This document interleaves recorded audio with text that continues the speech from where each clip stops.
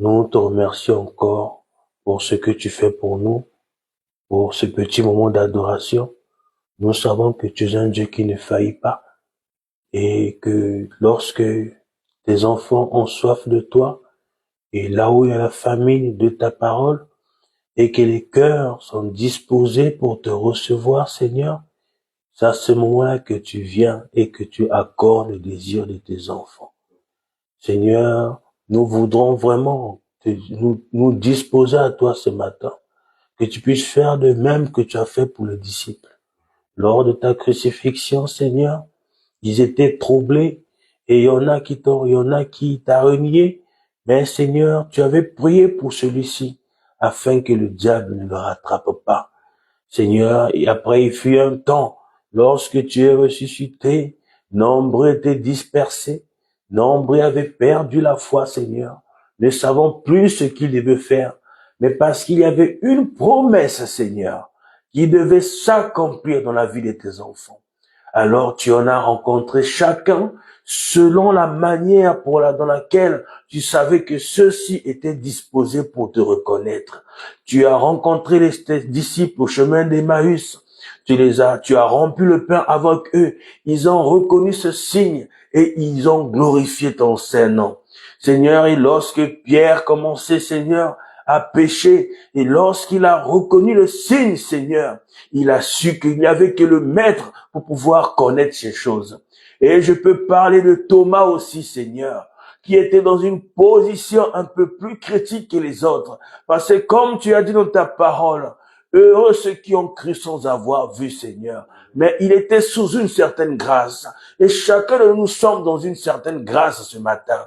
Mais la même grâce est apportée par le Saint-Esprit, afin de produire la vie du Saint-Esprit. Et lorsque la vie du Saint-Esprit est produite dans 3 personnes différentes, de nationalités différentes, de traditions différentes, de familles différentes, celle-ci ramènera une seule vie, la vie de Jésus-Christ. Elle ramènera une seule compréhension, la compréhension de ta révélation, de ta parole à toi seul, Seigneur. Il n'y aura pas de distinction, car ils auront tous une seule et même pensée. Maintenant, Seigneur, que nous commençons à rentrer dans ta parole, laisse que toi, le Saint-Esprit, qui a pourvu de la nourriture pour cette veuve en ce temps de famine, que tu sois le même prophète pour nous visiter ce matin encore, Amen, afin de pouvoir apporter encore le pain. Et que dans ces moments, Seigneur, et lorsque nous sortirons d'ici, que l'huile, le Saint-Esprit, et que la farine, Christ, ta parole, qui n'a pas manqué dans le vase de cette femme, de cette veuve, pendant le temps de famine, qu'il en soit ainsi pour nous ce matin, Amen, Seigneur, que lorsque nous partirons d'ici, que l'onction de la gloire de la Shekinah ne nous quitte plus jamais, Seigneur, que le glorieux Saint-Esprit, qui s'est tabernaqué, manifesté davantage dans nos vies, Seigneur, se manifeste encore davantage en ce temps de famine, Seigneur. Où est-ce que les gens sont en train de perdre la foi? Où est-ce que les gens sont en train de perdre l'amour pour ta parole? Que tu sois encore le même Dieu de Branham, que tu sois encore le même Jésus-Christ ce matin dans nos vies, afin de démontrer que tu es le même hier, aujourd'hui, éternellement, afin de manifester pleinement ta puissance.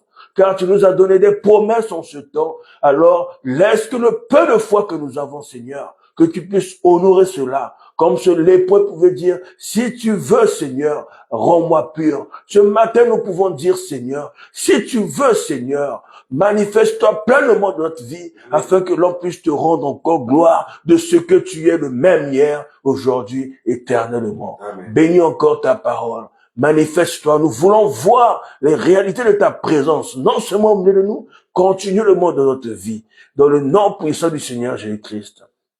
Bénis encore la lecture de ta parole. Amen. Amen. Je sens plus tarder, nous allons rentrer dans la parole pour gagner du temps. Je vais essayer de prendre le temps de pouvoir apporter ce message, cet enseignement. C'est d'une importance très capitale parce que nous voyons que il y a de plus en plus de tendances. Beaucoup abandonnent le prophète. Nous avons maintenant des prédicateurs l'IA.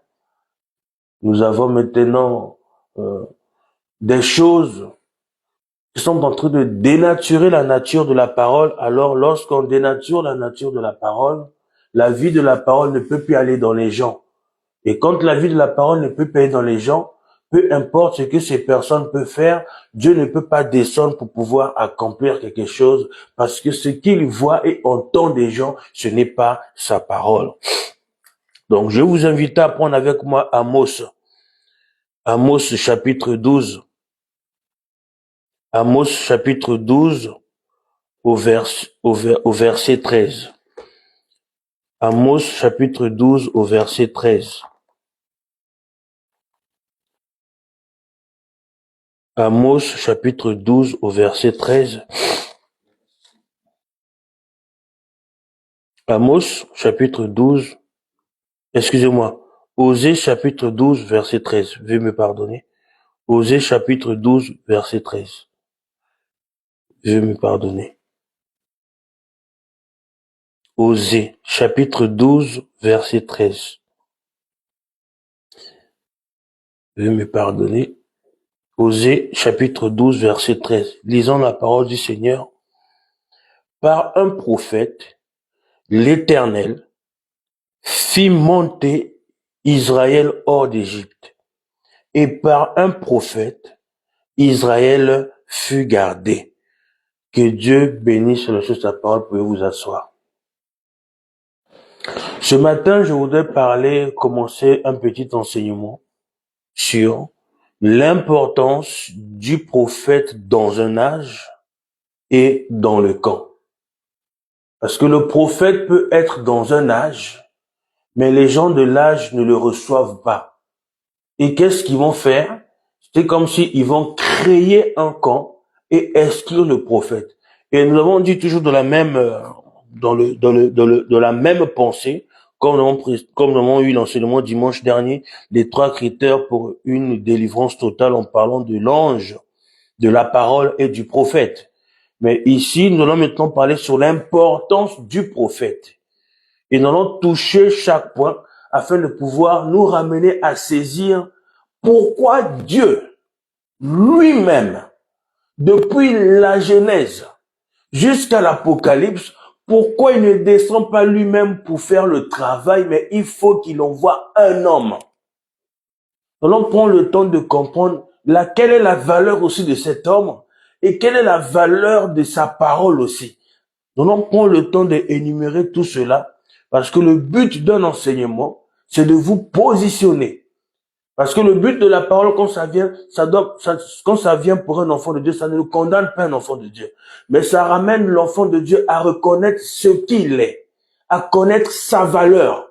Donc quand quelqu'un, il connaît sa valeur, il connaît ce qu'il est et qu'il connaît les capacités de ce qu'il a, il ne peut pas avoir peur. Je prends un exemple.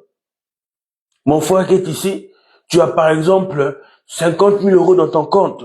Tu pars manger dans un restaurant et tu as envie de manger un plat vraiment savoureux. Tu n'auras pas peur de commander quelque chose, même si c'est cher, parce que tu connais la capacité de ce qu'il y a dans ta poche.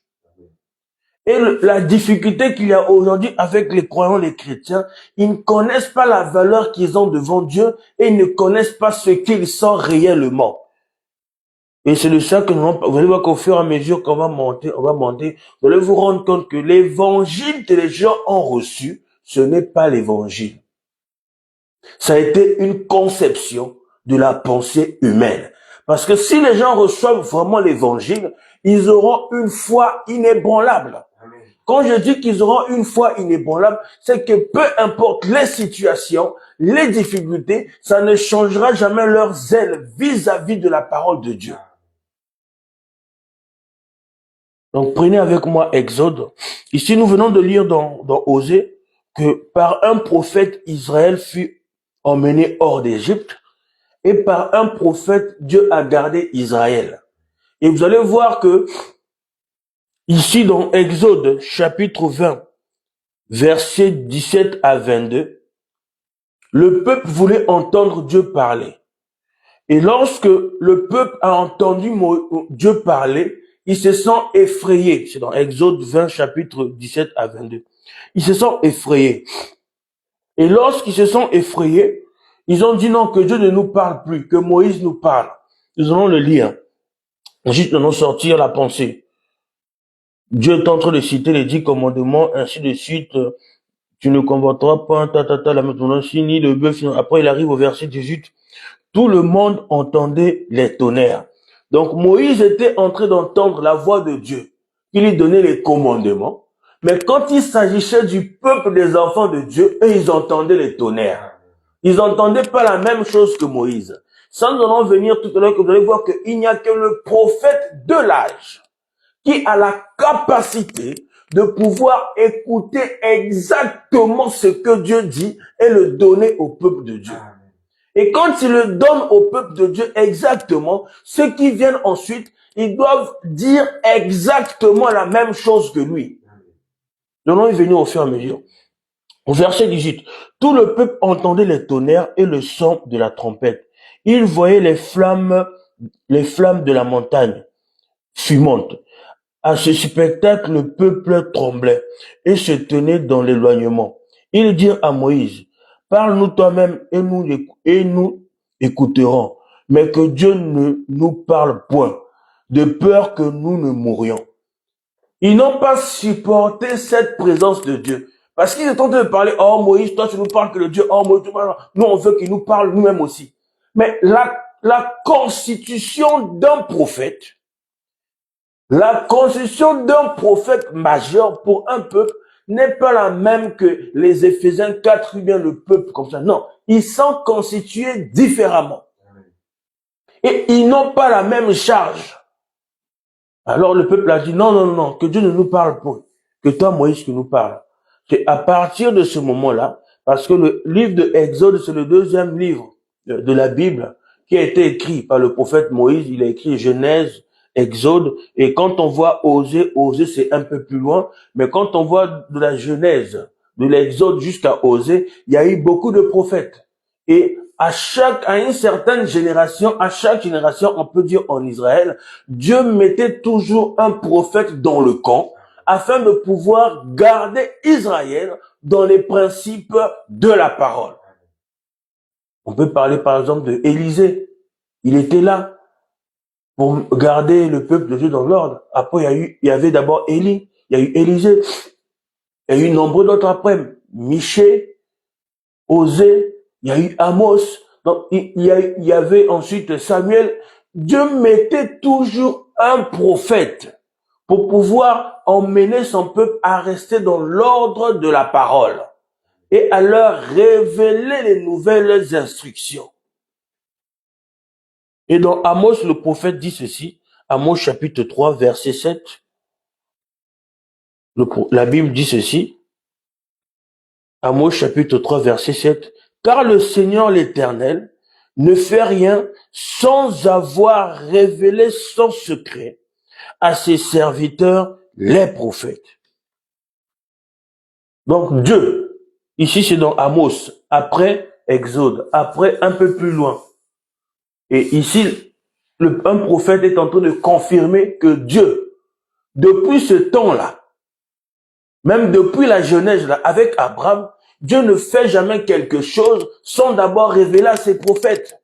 Lorsque Dieu est descendu au temps de Abraham, Elohim, il est parti visiter Abraham. Il a dit à Abraham, je vais détruire cette ville.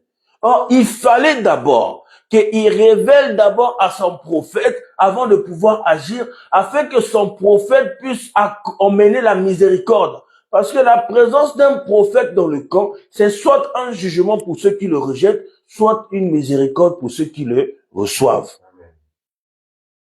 Donc, nous allons prendre Hébreux 13:8. Jésus-Christ est le même hier, aujourd'hui, éternellement.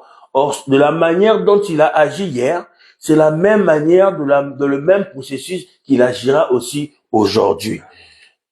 Écoutez, allons-y au fur et à mesure. Le prophète dit ceci, dans la prédication, le signe. Nous allons prendre le temps de définir ce que c'est qu'un prophète. Parce que les gens, des fois, ils vont dire que non, un prophète, il faut bien saisir la définition de ce que c'est qu'un prophète. Dans la prédication, le signe, le prophète dit ceci, année 64, au paragraphe 44. Le mot prophète veut dire révélateur divin de la parole. La parole du Seigneur est venue au prophète. Or, vous allez voir que lorsque le peuple de Dieu écoutait les tonnerres, pour eux c'était un mystère. Mais lorsque ça arrive à l'oreille du prophète, il écoute les 10 commandements. Tu ne tueras point, tu n'auras point d'autre Dieu devant ma face, parce que les deux n'ont pas la même constitution. À ce moment-là, qu'est-ce que le prophète dit? Il dit que non, le tonnerre, boum, que vous avez entendu là, à ce moment-là, Dieu, il a dit ça. Et il le révèle au peuple de Dieu. Et il n'y a que lui qui a cette capacité. Continuez à lire. C'est comme ça que Jésus a été identifié. Il disait, après la résurrection, il disait, nous savons qu'il était un prophète de Dieu. Vous voyez, aucun homme n'aurait pu faire ces choses si Dieu n'était avec lui. Ils ont refusé d'accepter son message. Ils n'ont pas voulu accepter Jean. Il était prophète. Jean-Baptiste, quand il est venu, il a révélé la parole. Il a montré que non, nous rentrons dans une nouvelle symphonie. Nous n'allons plus immoler l'agneau, mais il y a un autre agneau qui va venir. C'est lui qui va être immolé. Venez vous baptiser. Donc, il a apporté un nouveau message. Donc, un prophète majeur, quand il rentre en scène, il apporte un nouveau message. Mais vous allez voir que le prophète, en ce temps de la fin-là, non seulement qu'il va apporter un nouveau message, mais il va aussi rectifier tous les points, tous les mystères qui ont été laissés en suspens, que les réformateurs n'ont pas pu emmener à la perfection. Que même Paul, il y a des choses qu'il n'a pas, il n'a pas tout dit. Comme lui-même, il pouvait dire, lorsque le parfait viendra, le parfait disparaîtra. Pour l'instant, nous prophétisons en partie. Parce que, en ce temps-là, toute la parole ne pouvait pas être restaurée à l'église. Mais il fallait en ce temps de la fin.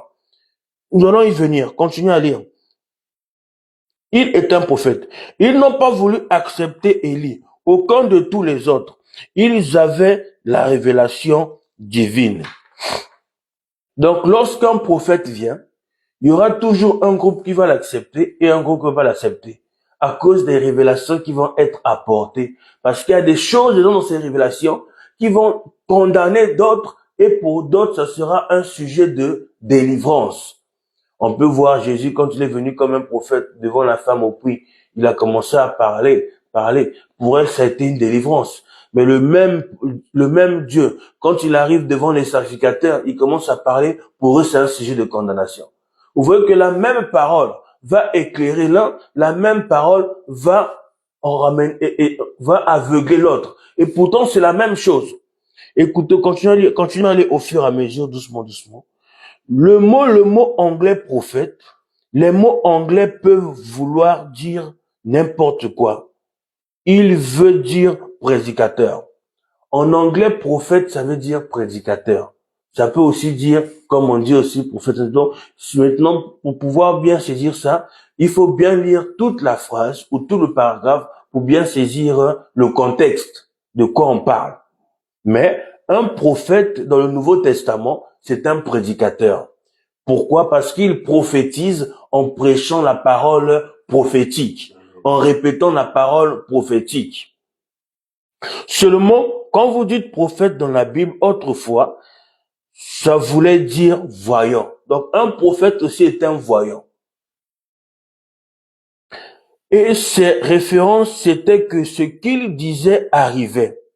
Et c'était là un signe qu'il était prophète. Il aussi. C'est le signe qu'il avait la révélation divine de la parole écrite. Donc tout le monde peut lire la Bible. Mais quand un prophète va venir, il va lire la Bible, il va vous l'amener clairement. Parce que Dieu va le révéler chaque point de la Bible.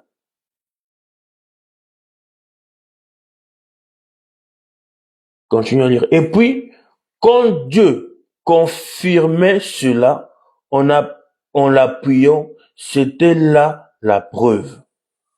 Nous pouvons lire dans la prédication Christ est le mystère de Dieu révélé au paragraphe 118. Le prophète dit ceci, donc Christ est le mystère de Dieu au paragraphe 118. Oh, remarquez, le Saint-Esprit est le seul révélateur de la révélation divine de Christ. Aucune école ne peut le faire. Aucun érudit ne peut le faire. Aucun homme, quelle que soit son instruction, sa piété ou quoi encore, aucun homme ne peut le faire. Donc celui qui révèle la parole, c'est le Saint-Esprit. Maintenant, dans un âge, il va choisir un prophète majeur. Il va dire que non, il n'y a que telle personne qui va révéler la parole. Non, aller au fur et à mesure, je ne veux pas trop me presser, mais je veux vraiment prendre le temps que l'on puisse vraiment bien saisir l'importance du prophète, parce qu'aujourd'hui, il y a des gens qui lisent le même message, ils lisent la même Bible, ils se disent que Dieu les donne des révélations, et ça contredit ce que le prophète a dit, et ça contredit ce que la Bible a dit. Et nous ne devons pas être emportés par de nouvelles révélations, par de nouvelles doctrines. Il n'y a plus un nouveau message qui peut être apporté que ce qui est déjà dit. La seule chose que les gens vont faire, c'est de dire des choses qui vont ramener l'opprobre sur cette parole. Mais en faisant cela, ils sont tentés de crucifier Christ une seconde fois. Le prophète dit la prédication de la voix du signe au paragraphe 102.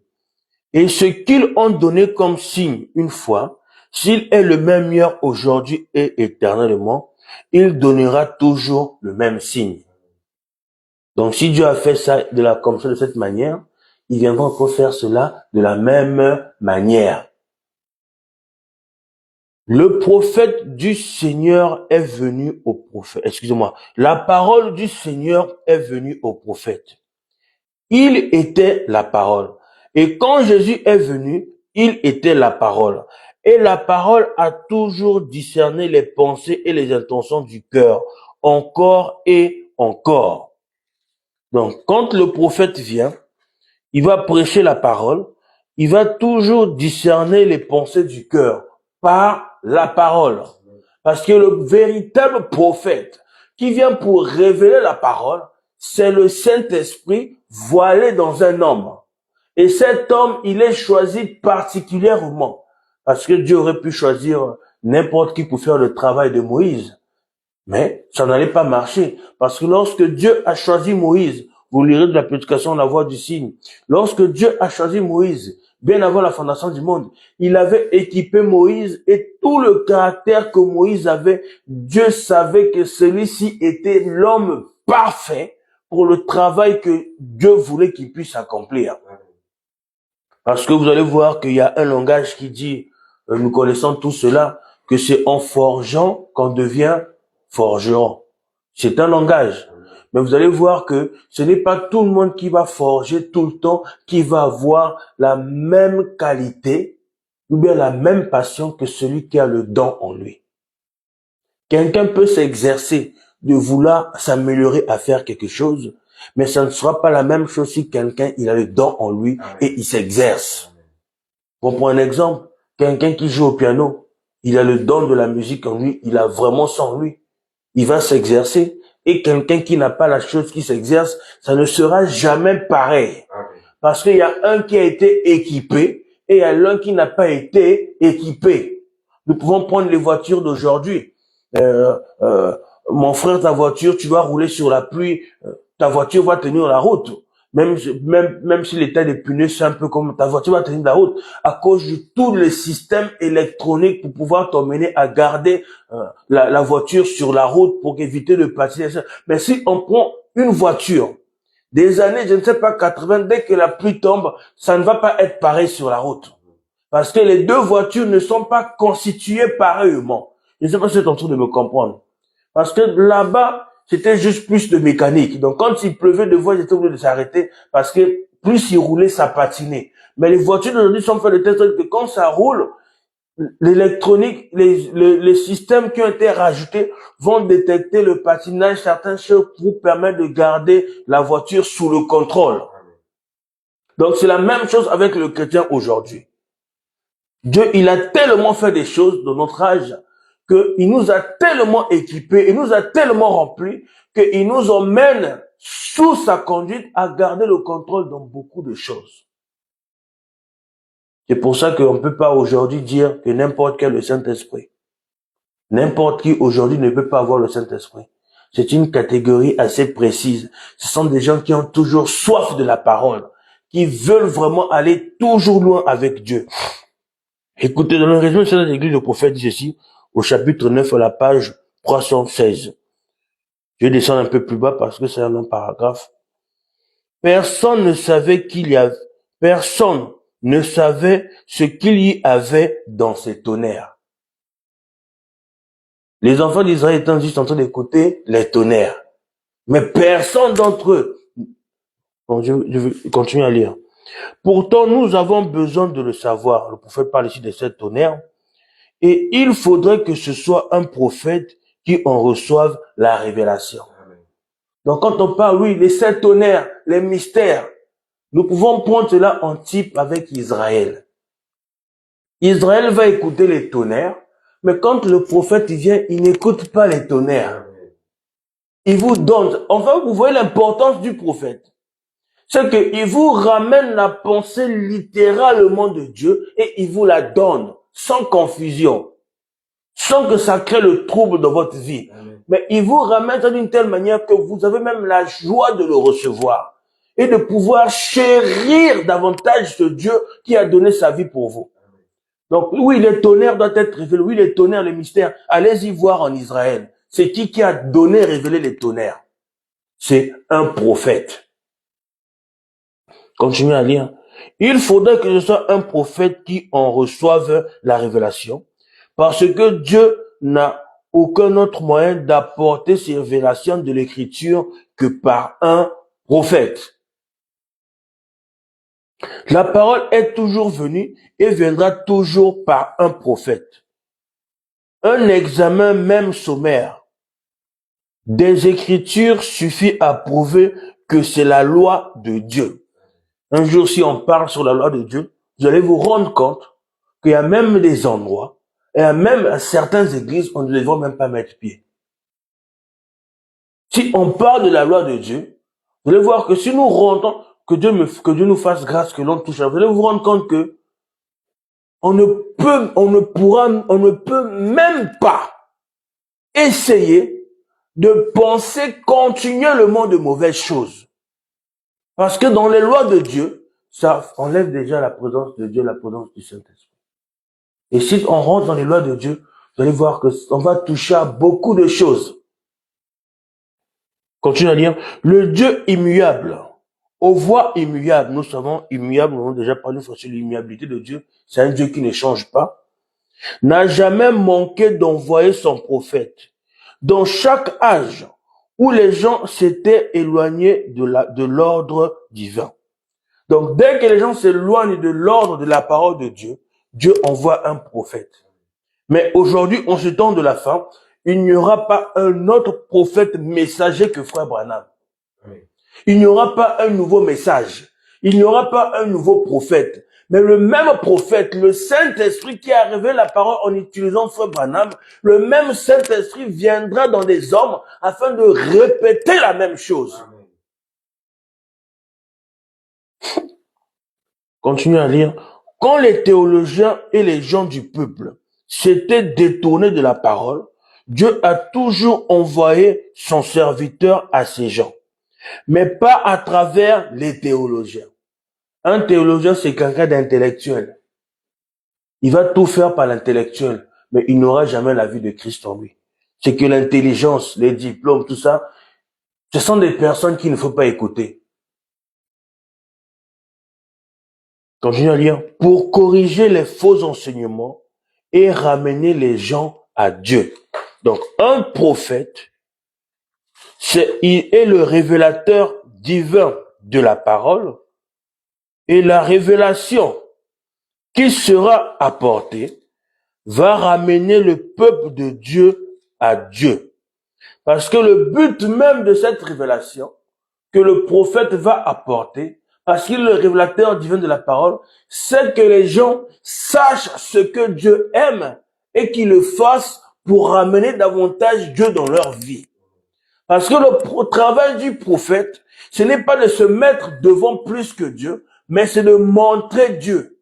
C'est pour ça que vous allez lire le frère Branham depuis son premier sermon jusqu'à son départ, il n'a montré que Jésus-Christ. Il ne s'est pas tenu devant, non, moi, non. Il a montré que Christ. Et il a dit, tournez les regards vers Christ. Nous avons le prophète qui est comme un panneau de signalisation. Lorsque nous arrivons devant le panneau, ça ne veut pas dire qu'on est arrivé. Frère, quand tu vas rentrer à la maison, tu vas voir, c'est marqué Montreuil. Tu vas pas t'arrêter sur la route pour dire que tu es arrivé à Montreuil. Tu dois continuer jusqu'à arriver à la destination à laquelle où tu habites. C'est la même chose. Quand on arrive devant le prophète, lui, il dit, continuez encore à 300 mètres. Et pourtant, le panneau t'indique Montreuil. Mais en bas, le panneau va quand même t'indiquer, même le GPS va t'indiquer que tu arrives dans 2 minutes. Mais tu ne peux pas t'arrêter devant le panneau pour dire que tu es arrivé. Ça veut dire que tu n'as pas le GPS, tu ne connais pas la route. Or, le GPS, c'est notre âme, qui est une partie de Dieu, qui nous a été donnée bien avant la fondation du monde. Quand bien même vous n'avez pas le Saint-Esprit, Dieu veillera à ce que vous restez déjà dans la ligne de la parole.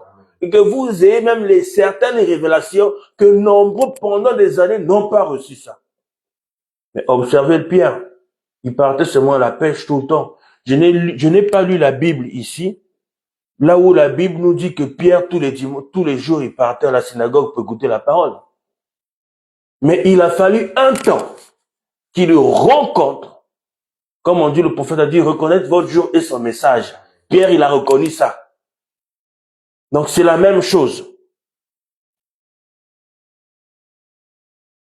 Donc, lisons le prophète dit ceci.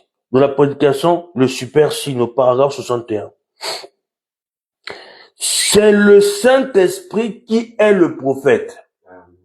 Donc, vous voyez, le Saint-Esprit là, la colonne de feu, c'est lui le prophète. Il vient rendre un homme afin que cet homme puisse devenir un récepteur pour pouvoir recevoir ce que Dieu il émet comme message. Donc, quand Dieu il émet un message, le prophète étant loin du Saint-Esprit, il devient un récepteur, alors il reçoit le message, la pensée littérale de Dieu. Et quand le prophète va se tenir devant le peuple de Dieu, à ce moment-là, il va devenir un émetteur, après transformation d'informations, après conversion d'informations, ou bien on peut dire traduction d'informations, interprétation d'informations. À ce moment, il vous donne ça la chose claire. Or, pour que vous puissiez comprendre ce que l'émetteur dit, il faut que vous puissiez avoir un récepteur compatible à l'émetteur. Parce que frère, si quelqu'un achète la même voiture que toi, il va prendre ses clés, il va se tenir devant ta voiture, il va commencer à appuyer sur le bouton, ça ne va pas ouvrir la voiture. Parce que ces clés-là, ce ne sont pas les doubles originels. Oh frère, ce ne sont pas les doubles originels. Amen. Donc le prophète, il a une clé, nous aussi nous avons notre clé. Donc quand Dieu va donner au prophète, tiens, voilà les doubles des clés. Je te donne les 2 clés. Voilà, maintenant tu transmets une clé à l'autre. Pour que vous deux, vous ayez la capacité d'ouvrir et de fermer. Donc si quelqu'un vient devant votre voiture, il va ouvrir, même si c'est la même voiture, ça ne va pas s'ouvrir. Parce que l'empreinte signalétique, pour que le récepteur puisse reconnaître le signal, c'est pas la même chose. Amen. Donc pour ça, il faut prendre la clé originale, la parole, le message, le Saint-Esprit, et copier le signal, puis coller le même signal dans la clé. Amen. Ensuite, on va dire que c'est un double. On peut maintenant ouvrir. Et c'est la même chose. Dieu sait partager et il sait déverser en chacun de nous. Alors, quand le prophète parle, ce n'est pas le prophète l'homme, mais c'est le Saint-Esprit dans le prophète. C'est Dieu qu'on reconnaît et on dit Amen. On prend position pour la parole. C'est pourquoi on ne doit jamais, à aucun moment, accepter, se plaire dans des choses qui vont nous éloigner de Dieu, mais regarder toujours à sa parole. Amen. Combien le choix que l'on fait peut être difficile, mais accepter cela. Parce que dans les résultats de l'église, le prophète dit que la volonté de Dieu est toujours difficile. Oh, mais eux, dans leur église, ils sont trop durs. Non, on prête juste la parole. On dit juste la parole. Mais les gens veulent qu'on leur donne ce qui leur fait du mal. Ils sont là tout le temps à prendre. Non. Le médecin, il y a un moment quand il vous donne l'ordonnance, il vous laisse faire comme vous voulez. Il va jamais te poser, ah, t'as pris les médicaments? T'as acheté les médicaments? Non. Lui, il t'a juste laissé partir. Nous allons y venir. C'est ce que le prophète il fait. Le prophète, il reçoit l'ordonnance. Il voit les symptômes, il reçoit l'ordonnance auprès de Dieu, il rédige, puis il vous donne. Allez-y. Qu'est-ce que vous en faites de ce message? Qu'est-ce que vous faites de l'ordonnance? Puis demain, les symptômes s'aggravent. Vous voulez venir voir le prophète. Il vous dit encore que non, votre cas s'est empiré, voilà encore ce qu'il faut faire, encore plus. Mais vous allez faire quoi? Oh non, mais donnons y venir. Donnons aller au fur et à mesure. Donnez voir que ça peut sembler être simple, ou bien ça peut sembler être dur, mais c'est la vie que nous devons vivre, c'est ce que nous devons faire. Le prophète dit ceci. Je vais lire d'autres passages prochainement. Je surveille le temps. Donc, c'est le Saint-Esprit qui est le prophète. Prédication, le super signe. Quand lui, le Saint-Esprit sera venu sur vous, il vous les révélera et vous les enseignera ou vous les montrera. Ces choses que je vous ai dites, elles étaient tous sous forme d'énigmes, mais vous ne les comprenez pas maintenant parce qu'elles ne concernent pas votre âge. Mais quand le Saint-Esprit sera venu, il fera s'accomplir ces choses conformément à la promesse. Non seulement cela, mais il vous annoncera les choses à venir. Nous connaissons les choses à venir. La troisième guerre mondiale qui est devant là. Il y a la marque de la bête qui est devant. On voit la crise économique. On parle de la crise économique mondiale. Il n'y a aucune entreprise qui se porte bien. Quand ton frère des États-Unis, il dit la même chose. Chaque pays tient ce discours. Et on sait que celui qui va acheter la dette mondiale, c'est l'Église catholique. Parce qu'elle a tout l'or. Elle a beaucoup d'or. Donc elle aura de quoi acheter et imposer son système. Ça, ce sont des choses à venir, que nous avons reçu la révélation, de connaître cela avant même que cela n'arrive. L'enlèvement, nous avons reçu la révélation de cela. Ce sont des choses à venir qui nous avaient été annoncées. Voilà ce qui va arriver. Alors ça nous emmène à pouvoir régler nos vies par rapport à la parole. Et nous devons faire des choix là où notre âme va se sentir bénie et grandir davantage.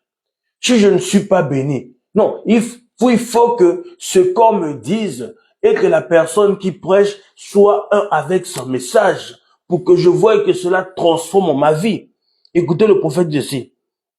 La prédication persévérée, 1 Jean 4.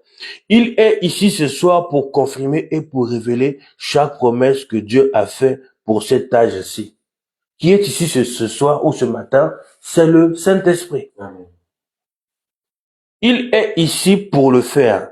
Il était à l'époque des prophètes. Il était en Moïse. En Moïse, donc dans Moïse. Il était dans Moïse. Qui était le Saint-Esprit. Continue à lire. Il était en David. Qui? Le Saint-Esprit. Il était en Élie. Qui? Le Saint-Esprit. Il était dans tous les autres pour révéler la promesse de Dieu de cet âge-là. Même Paul, pour révéler la parole de Dieu, il fallait que ce soit le Saint-Esprit en lui. Dieu a donné de sa parole à chaque âge et il envoie un prophète et la parole va au prophète et redresse cela. Donc, vous voyez que Dieu, pour faire quelque chose, il a toujours besoin d'un homme. Donc, un prophète, il est là pour révéler la parole, pour ramener les gens à la parole. Et quand les gens reviennent à la parole, toutes les promesses, les manifestations de Dieu qui sont attachées à la parole vont davantage se manifester. Peu importe les situations, Dieu va toujours donner la victoire. Et c'est exactement ce qu'il a fait pendant tous les âges. Et il est Dieu et il ne change pas. Jésus-Christ est ce prophète ce soir qui est au milieu de nous. Amen. Jésus-Christ est ce prophète ce matin qui est au milieu de nous pour pouvoir révéler encore sa parole qui avait été déjà révélée en la répétant et en produisant la vie conforme à ce qui avait été déjà annoncé. On ne peut pas s'attendre à une nouvelle chose. On va s'attendre à des nouvelles mystères. Oh frère, moi je peux écouter la borne de qu'est-ce que le Saint-Esprit, j'ai déjà écouté ça. Écoute encore. Oh frère, la prédication sur la foi, j'ai déjà écouté ça plusieurs fois. Écoute encore. Parce que la vie là n'est pas encore arrivée à ce degré. Donc nourris-toi encore. Mange encore. Donc tu ne vas pas dire que frère, j'ai pris une orange, c'est bon, j'ai de la vitamine C toute ma vie. Non, non, non. Il faut manger continuellement. Et que le prophète ici continue à dire toute la même prédication. Donc, Jésus-Christ est ce prophète ce soir qui est au milieu de nous. Là, nous sommes tous d'accord. En même temps, on continue à lire. Il est celui qui est ici sous la forme du Saint-Esprit. Vous voyez? Donc, les gens s'attendent à un Jésus fait chair comme ça, mais c'est toujours le même Jésus sous la forme du Saint-Esprit, parce qu'il disait aux disciples, lorsque le Saint-Esprit viendra, il vous révélera ces choses. Il disait même à ses disciples, il est mieux que je m'en aille, afin que le consolateur vienne avec vous, qui vienne, je vous ne laisserai pas orphelin. Mais le consolateur là, c'est toujours Dieu sous une certaine forme. Amen. Et dans cette forme-là, ça lui donne la possibilité de tabernacler en vous et de vous révéler sa parole et de vous utiliser. Amen. Et d'avoir la prééminence sur vous. Amen. En fait de compte, la parole elle est simple, mais les gens sont juste là autour de vouloir la compliquer. Si vous ramenez un enfant à prendre de la valeur sur ce qu'il est, vous obtiendrez de grandes choses. Donc, il est celui qui est ici, sous la forme du Saint-Esprit, qui connaît toutes choses. Donc, frère, lorsque tu as franchi la porte ici, Dieu savait toutes choses. Il connaît tout. Alors, parce qu'il connaît tout, il fera tout concourir pour sa gloire et pour le bien de ses enfants. Amen. Et continue à dire, et qui peut révéler tout ce qu'il veut faire. Donc, ce qu'il veut faire demain, il va vous le révéler. Mais quand Dieu vous révèle cela, il vous le dit, le diable ne peut pas prendre ça. Parce que lorsque la révélation vient, c'est dans un canal entre vous et Dieu, et qui ne peut pas avoir d'intermédiaire pour créer la confusion ou vous emmener une mauvaise compréhension. Parce que lorsque Dieu a dit à ses disciples, qui dites-vous que je suis? Mais Pierre a répondu, il a eu la révélation. Il n'y avait pas un intermédiaire. Même qu'il a dit que c'est mon Père du haut des cieux qui te l'a révélé. Il n'a pas dit que non, c'est mon Père qui a dit à ce prédicateur, et ce prédicateur te l'a dit. Il n'a pas dit ça. Vous comprenez que maintenant que la révélation de la parole, quand même que c'est le prophète qui le prêche, qui le révèle, mais c'est Dieu dans les cieux qui vous le révèle. C'est Dieu dans le Saint-Esprit qui vous le dit dans le Saint-Esprit en vous. Parce qu'il est lui-même le metteur, il est même le... Donc, en fin de compte, on ne doit pas compliquer les choses. Rendons ça simple, les gens le prendront et ils iront davantage de l'avant avec. Donc, qui peut révéler tout ce qu'il veut faire? On parlait de ça, nous parlons d'Abraham tout à l'heure. Dieu a révélé à Abraham qu'il va détruire Sodome et Gomorrhe. Le même Dieu qui arrive un peu plus loin, il va révéler à Daniel ce qu'il va faire plus tard. Le même Dieu, il arrive encore, il va révéler à Ézéchiel ce qu'il va faire plus tard. Le même Dieu qui arrive encore, il va révéler à Job, je sais que mon rédempteur est Job. Le même Dieu qui arrive, il va révéler à Ésaïe par une vierge concevra. Le même Dieu, toujours lui. Mais il va le révéler à ses prophètes. Toujours. Le prophète ici de la prédication, le oint du temps de la fin, au paragraphe 100, pour confirmer encore, le Saint-Esprit est le prophète de cette heure. Donc, Jésus-Christ, sous la forme du Saint-Esprit, parce que vous allez voir que lorsque Paul il était sur le chemin de Damas pour aller persécuter les enfants de Dieu, il a vu la colonne de feu qui l'a aveuglé. Après, lorsqu'il est tombé, Paul savait que cette colombe de feu-là, c'était Dieu. Mais il ne connaissait pas encore le nom de Dieu. Ça ne lui avait pas encore été révélé. C'est pourquoi il a dit, qui es-tu, Seigneur? Parce que il pouvait aussi dire, oh Dieu d'Abraham. C'était aussi juste.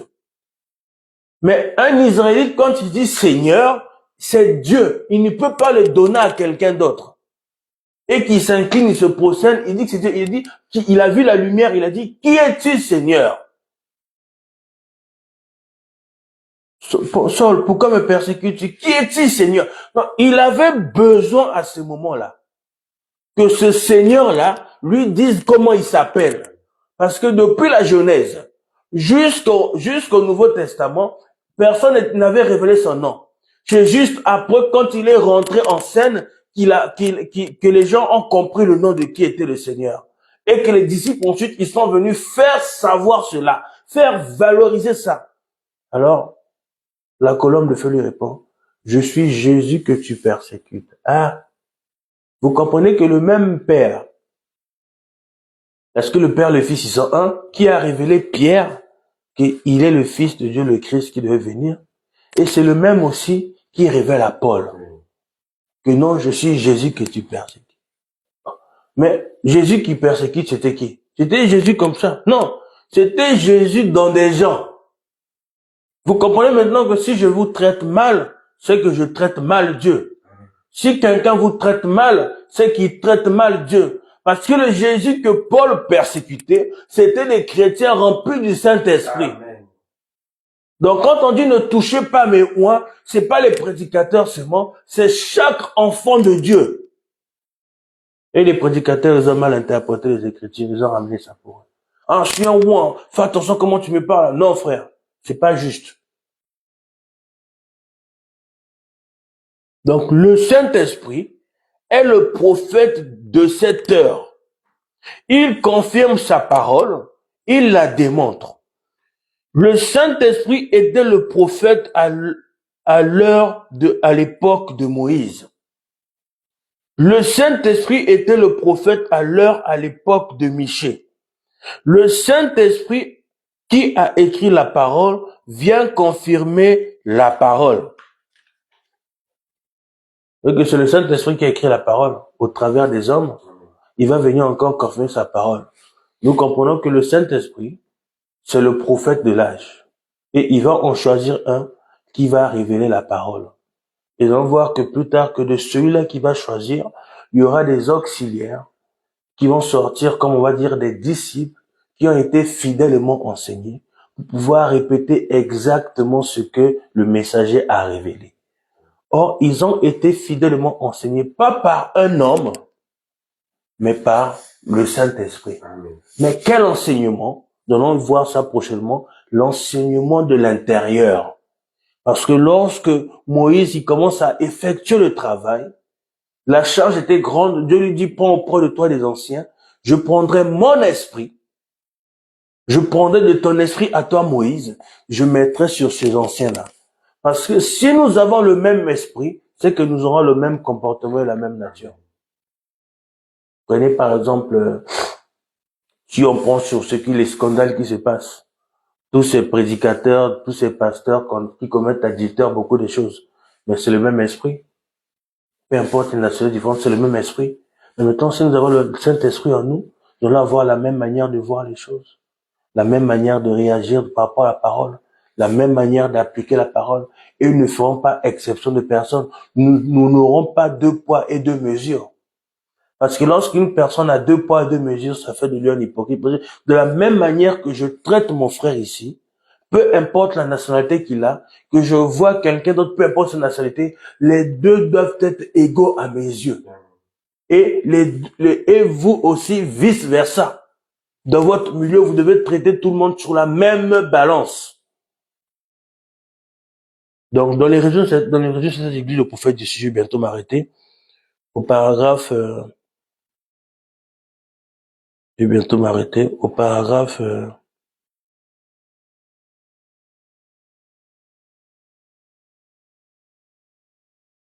Résumé de cet âge de l'Église au chapitre 4 à la page 135. À la page 135, le prophète dit ceci. Et nous entendons la même vérité adressée à chaque âge. Que celui qui a des oreilles entende ce que l'Esprit dit aux églises. Les oreilles, hein. Dieu va parler, le prophète va entendre. Le prophète, quand il va parler, c'est un ange pour l'église. Nous devons avoir les oreilles pour entendre ce que l'Esprit dit aux églises, dit à l'église. Continuez à lire. Mais seul un homme rempli de l'Esprit peut entendre la révélation pour cet âge-là.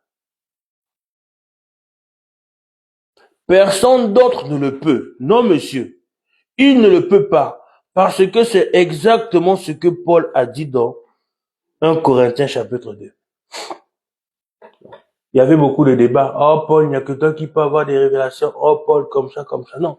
Il était prophète majeur de l'âge. Même les pierres l'ont reconnu. Eux tous ont reconnu que non, Paul, c'est lui que Dieu a choisi pour révéler la parole. Un peu plus loin, nous allons en parler. Vous allez voir que Pierre, il dit même quelque part que des gens mal affermis vont entendre ce que Paul va dire et va tordre le sens de cela. Et c'est la même chose qui arrive. Nous avons reçu un Paul, frère Branham, et il va prêcher. Des gens mal affermis vont prendre ce qu'il a prêché et vont tordre le sens de cela. Et quand on va tordre le sens de cela, ça va dénaturer la parole et Dieu ne pourra pas venir confirmer sa parole parce qu'il ne reconnaît pas. C'est comme un juge, un avocat. Quand il va venir vous défendre, c'est sur base des lois. Mais si les lois là, vous ne les appliquez pas, comment il va vous défendre? Sur base de quelle loi? Nous allons lire cette avant-dernière citation. Je vais essayer de la retrouver rapidement.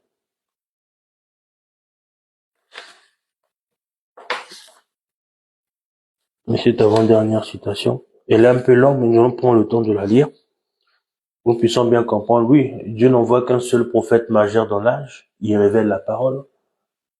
Et ce prophète majeur-là, quand il part, le même prophète qui a révélé la parole en lui, c'est le Saint-Esprit, qui va continuer à prêcher sous ou un nom des gens qu'on appelle des Éphésiens 4, des auxiliaires, pour pouvoir garder la même vérité, pour pouvoir propager toujours le même message. Parce que si ce n'est pas le Saint-Esprit qui a révélé la parole, qui parle dans des gens, il ne dira pas la même chose. Parce que le seul livre qui dit la même chose d'un bout en bout, ayant été écrit par des personnes différentes, des époques différentes, c'est la Bible. Il n'y a pas de contradiction. Mais comment ça se fait que malgré tous ces années, tous ces siècles, tous ces millénaires, il n'y a pas de contradiction? C'est parce que l'Esprit est la source et l'auteur qui a commencé à écrire la première lettre, ce fut le même qui a écrit la dernière lettre. Écoutez, le prophète dans le résumé de cette église, chapitre 9, à la page 320. Avant de conclure cette sélection sur le messager de l'âge de l'Odyssée, parce que nous sommes au dernier âge, nous sommes dans l'âge de l'Odyssée. Il y en a qui disent que l'âge de l'Odyssée est terminé, c'est fini. Ils ont mal compris la parole. Nous devons considérer sérieusement les deux pensées suivantes. Premièrement, cet âge aura un seul messager prophète.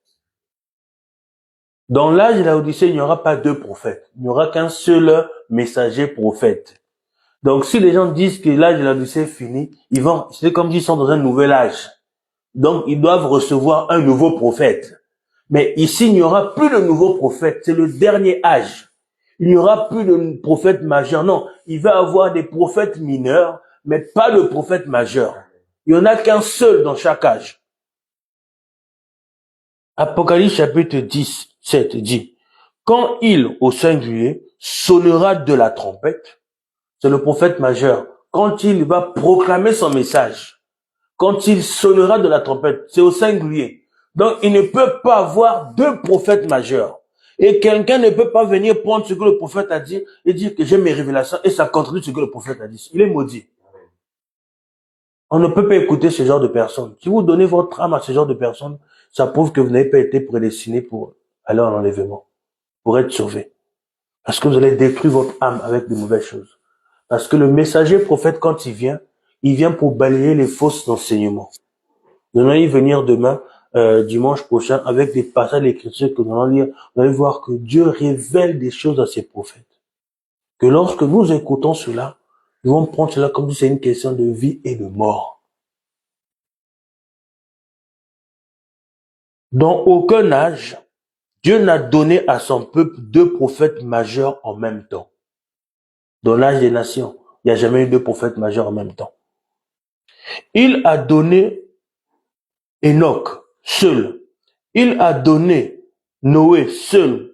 Il a donné Moïse. Lui seul avait la parole, même si d'autres prophétisaient. Myriam a prophétisé. Il y avait d'autres qui prophétisaient. Mais révéler la parole, c'est qu'à un seul. Il n'y a pas deux. Un ministre ne peut pas venir ici prêcher. Frère, j'ai une révélation, je prends la Bible, je mets la brochure à côté. Non, frère, c'est faux. Tu dois rester derrière ce que le messager a dit. Même l'ange, quand il est venu parler à Josué, il a dit, ne te détourne pas de ce livre de la loi que j'ai prescrit à mon serviteur Moïse. Même Dieu, il ne pouvait pas annuler la parole, les commandements qu'il a donnés à Moïse. Il a dit à Josué, attends la ligne au local à Moïse. Donc, même si je t'aime comme Moïse, tu ne peux pas faire autrement que ce que j'ai donné à Moïse. Donc, si Josué, tu t'éloignes de cela, je te frapperai aussi comme Moïse. Donc, reste avec ce que Moïse a dit. Vous avez vu que Moïse lui-même, il a désobéi au commandement. Il a frappé le rocher 2 fois. Il n'est pas rentré dans le pays. Et pourtant, c'était lui qui devait faire rentrer le pays. Donc, Dieu est en train de montrer par là. Ce que j'ai donné à Moïse, là, je ne veux pas changer mon attitude. Veille sur ça jour et nuit. Tiens ferme, fortifie, prends courage. Un peu plus loin, nous allons y venir. Dans Galates, Paul dit, quiconque vient vous annoncer, même nous-mêmes, je vais essayer de le lire. Je vais essayer de le retrouver pour que vous puissiez bien comprendre.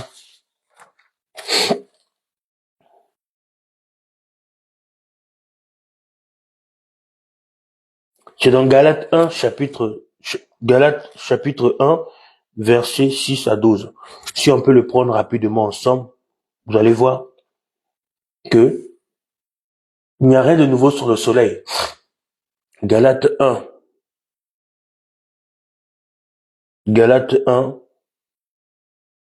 verset 6, je vais m'arrêter au verset 9.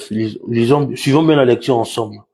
Je m'étonne que vous vous détourniez si promptement de celui qui vous a appelé par la grâce de Christ pour passer à un autre évangile. Vous avez vu que c'est pas nouveau, hein? Dès qu'une doctrine sort, une tendance sort, pouf, les gens tournent, ils s'en vont. Il n'y a rien de nouveau.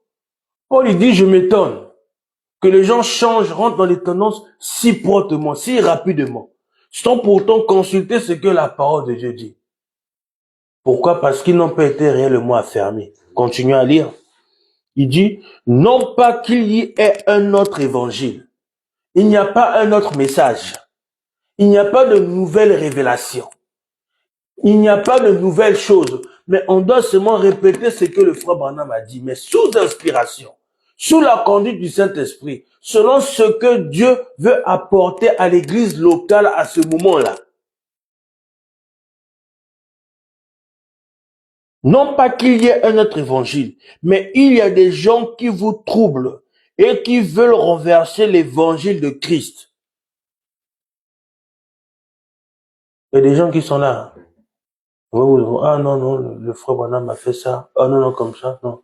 Ils sont comme ça et ils doivent être là pour pouvoir ramener ceux qui sont prédestinés à ne pas croire le message, à vivre comme ce qu'il y a réellement la nature de leur âme. Continuez à lire au verset 8. Au verset 8. Mais quand nous-mêmes, imaginez Paul, il a dit comme nous-mêmes, donc lui Paul et les autres disciples. Donc il a dit nous, il n'a pas dit comme moi-même Paul, mais il a dit nous, donc tout le monde. Même Pierre, Jacques, Jean, tout le monde là. Et lui, quand nous-mêmes. Après, il met virgule. Quand un ange du ciel annoncera un autre évangile, que celui que nous vous avons prêché, qu'il soit anathème. Donc, si quelqu'un vient prêcher, même Paul, quand il a prêché, il ne pouvait pas venir dire le contraire de ce qu'il avait déjà dit, de ce qu'il avait déjà révélé. Il ne pouvait pas enlever ça. Parce que s'il enlevait ça, il était anathème. Il ne pouvait pas, frère. Donc, c'est resté tel quel. Même Moïse le dit commandement, tout est resté tel quel. Au verset 9, nous l'avons dit précédemment. Il est dit encore, je le répète à cette heure. Si quelqu'un vous annonce un autre évangile que celui que vous avez reçu, qu'il soit anathème. Nous allons lire ça prochainement. Le prophète, quelque part, il dit que même un prédicateur, ou qui que ce soit, s'il est rajouté, nous allons venir nous allons prendre chaque point, pour que nous puissions comprendre que non, qu'il y a des choses qu'on ne peut pas accepter. Où tout est clair, ou tout est noir. Il ne peut pas avoir le jour et la nuit en même temps. Non, ça ne peut pas fonctionner. Il y en a toujours un qui va dominer sur l'autre. Continuez à lire toujours le résumé de cette église, chapitre 9, à la page 320. Je vais descendre un peu plus bas. Or, en ce dernier jour, il doit y avoir un prophète, pas une prophétesse. Bien que cet âge-ci, il y ait plus de femmes que d'hommes qui prétendent apporter la révélation de Dieu. C'est ce qu'on voit dans les réseaux sociaux. Il y a maintenant beaucoup de femmes qui prêchent. En fait, on ne devrait même pas les écouter. Et la parole infaillible dit que c'est lui, le prophète, qui révèle les mystères aux gens au temps de la fin. Et qui ramène le cœur des enfants au Père. C'est qui ramène le cœur des enfants au Père? C'est le prophète. Mais quel prophète qui va venir toucher votre cœur pour le ramener au Père? C'est le Saint-Esprit. Parce que moi, si je vous parle, je ne veux pas toucher votre cœur si ce n'est pas le Saint-Esprit qui vient là pour le ramener là-bas à l'origine. Et on a qui disent que le peuple de Dieu se rassemblera par une révélation collective. Ce qu'on entend des fois, dans certains cas, dans chaque tendance, il y a tous les extrémistes. Ah non, si vous n'écoutez pas les bandes, vous tous, vous n'êtes pas l'épouse. C'est écrit nulle part. L'épouse de Dieu, l'épouse de Christ, c'est celle qui a le Saint-Esprit. C'est celui qui a le Saint-Esprit. Quand quelqu'un reçoit le Saint-Esprit, il devient l'épouse de Christ. Point, c'est tout. Et l'épouse de Christ croit à toute la parole de Dieu. Alors, continuez à lire. Il ramena les cœurs. Et on a qui disent que le peuple de Dieu se rassemblera par une révélation collective. Non. Nous ne sommes pas comme Israël. Mais ici, chez nous, c'est une révélation individuelle. Dieu va se révéler à chacun individuellement et il y aura un événement collectif. L'enlèvement, elle est collectif, mais la révélation pour l'enlèvement, elle est individuelle. Chacun va voir la révélation qu'il est sauvé.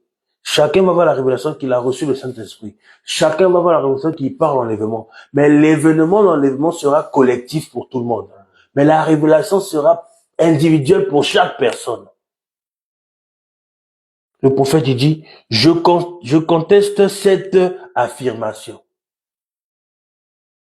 Il dit encore, on continue à lire, c'est une hypothèse totalement infirme par Apocalypse 17. Or, je ne nie pas que les gens prophétiseront dans ce dernier âge et que leurs ministères peuvent être corrects et le seront. Je ne nie pas qu'il y aurait des prophètes comme à l'époque de Paul. À l'époque de Paul était le prophète majeur. Il y a eu Ananias qui était un prophète, il y a eu Agabus qui était des prophètes, mais il répétait la parole que Paul prêchait. Oui, on a un prophète nommé Agabus qui prophétisa la famine.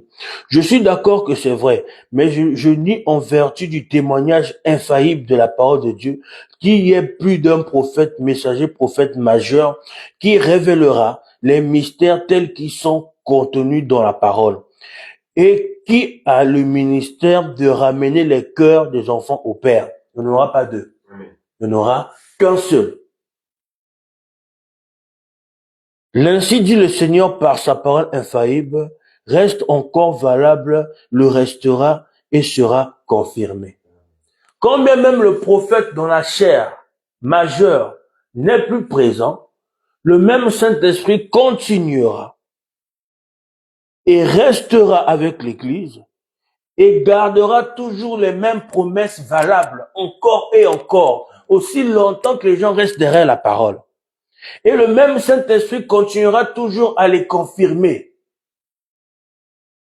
Après, il dit, il y a un seul messager prophète pour cet âge. Donc, on n'avait pas d'autre, il n'y avait pas d'autre prophète que Frère Branham. Maintenant, Frère Branham n'est plus là. C'est qui le prophète? C'est toujours le Saint-Esprit. Chacun sait, connaissant le comportement humain, que quand beaucoup de gens embrassent une même doctrine importante, on retrouvera quand même toujours des divergences de vues sur des points secondaires de cette doctrine. Il y aura toujours des divergences. Parce que deux personnes égales à deux pensées différentes. Mais le Saint-Esprit nous ramène à avoir une seule et même pensée. Je vous conseille d'aller écouter la prédication de Guide. Vous allez avoir des réponses là-dessus. Qui donc aura le pouvoir de l'infaillibilité? Qui doit être établi dans ce dernier âge?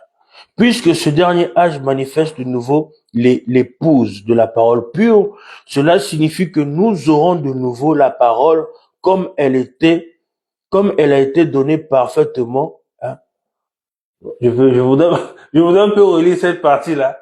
Parce que quand j'ai lu ça, je me suis dit, aïe, aïe, aïe, Seigneur, comment les gens peuvent-ils être de la confusion comme ça, là, dans les embrouillements inutilement, alors que c'est écrit simple. Et je vais lire. Le prophète dit ici, cela signifie que nous aurons de nouveau la parole, comme elle a été donnée parfaitement et comprise parfaitement à l'époque de Paul. Amen. Oh, mais c'est grave. Donc, vous comprenez que la parole, Paul a donné à son temps parfaitement. Les véritables auxiliaires qui étaient là, nous pouvons parler de Timothée. Il a aussi donné cela parfaitement. Donc, s'il y a des Timothées de Branham aujourd'hui, ils doivent aussi donner cela parfaitement. Amen. Et les gens vont comprendre cela parfaitement. Et pourquoi il y a tout ce débandade, toutes ces choses? C'est parce que les gens ne l'ont pas compris parfaitement. Alors, ils le donnent selon leur compréhension. On dit dimanche dernier que les gens ont reçu la religion, ils n'ont pas reçu Christ. Parce que si on leur donnait Christ, ils auront la vie de Christ. Donc, si les gens n'ont pas une parfaite compréhension, nous comprenons que c'est parce qu'on ne les a pas donné une parfaite parole. Continuez à lire. Je vais vous le dire qu'il l'aura. Ce sera un prophète qui sera confirmé aussi totalement, ou même plus encore, que tous les autres prophètes de tous les âges. Enoch à nos jours, parce que cet homme aura nécessairement le ministère prophétique de la pierre de fête, et c'est Dieu qui manifestera qui il est. Il n'aura pas besoin de témoigner de lui-même. C'est Dieu qui témoignera de lui par la voix du signe. Amen. Donc Dieu lui-même, il prend soin de ses dents. Il prend soin de ses prophètes. Et je vais terminer ici avec cette citation. Le prophète dit ceci. Dans le 3e Exode, au paragraphe 286. Et aujourd'hui, ce que nous avons parmi nous, ce glorieux Saint-Esprit, est plus qu'un prophète. Mais il nous a dit que le Saint-Esprit, c'est Jésus-Christ, non? qui est au milieu de nous. Et il dit encore que le Saint-Esprit là, c'est lui le prophète. Donc c'est toujours Jésus-Christ le prophète. Donc quand on dit que Élie de Malachie 4, c'est le Seigneur Jésus-Christ lui-même, oui, c'est le Seigneur Jésus-Christ lui-même. C'est le Saint-Esprit dans un homme. Parce que le Saint-Esprit, c'est le Seigneur Jésus-Christ. N'embrouillons pas les gens, en fait, ne ramenez pas les gens dans un doute qui vont dire que, Jésus-Christ c'est Branham. Non, c'est faux. C'est le Saint-Esprit dans un homme qui va venir faire le travail. Mais nous adorons qu'un seul, le Seigneur Jésus-Christ. Notre sauveur et roi, le seul qui a pu vaincre la mort. Le seul qui a pu ressusciter en fait, on peut pas comparer les. Quand vous voyez quelqu'un commencer à comparer Jésus à un prophète, mettez-le de côté. Demain, il va commencer à se comparer avec le prophète. Ce glorieux Saint-Esprit est plus qu'un prophète. C'est Dieu manifesté parmi nous. Sa parole est là pour le prouver. Il en fait plus qu'un prophète, 1000 fois que ce que font les prophètes. Le Saint-Esprit, il est plus qu'un prophète. Parce que c'est Dieu manifesté parmi nous. Et il fait des choses plus qu'un prophète. Parce que le prophète va partir, le même Saint-Esprit va rester, il va continuer à travailler. Et c'est ce qui se passe. Et quand il travaille dans les hommes, il va produire la même qualité de vie que ce qu'il avait montré avec le prophète.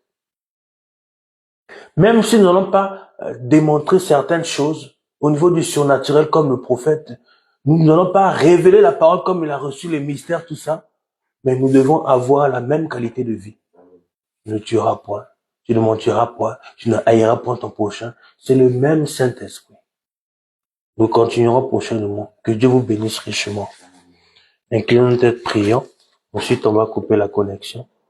Éternel Dieu Tout-Puissant, nous te bénissons. Nous te remercions de ce que tu fais pour nous. Nous avons compris qu'est-ce que c'est qu'un prophète. C'est un révélateur divin de la parole. C'est ta bouche sur la terre. Toi, tu penses et lui, il parle et nous écoutons ce que tu as dit. Seigneur, que tu nous accordes encore le temps dimanche, que nous puissions comprendre son importance, pourquoi il est important que le prophète soit dans le camp, afin que, Seigneur, après ce message, cet enseignement, que nous puissions, Seigneur Jésus-Christ, prendre encore fermement position pour ta parole.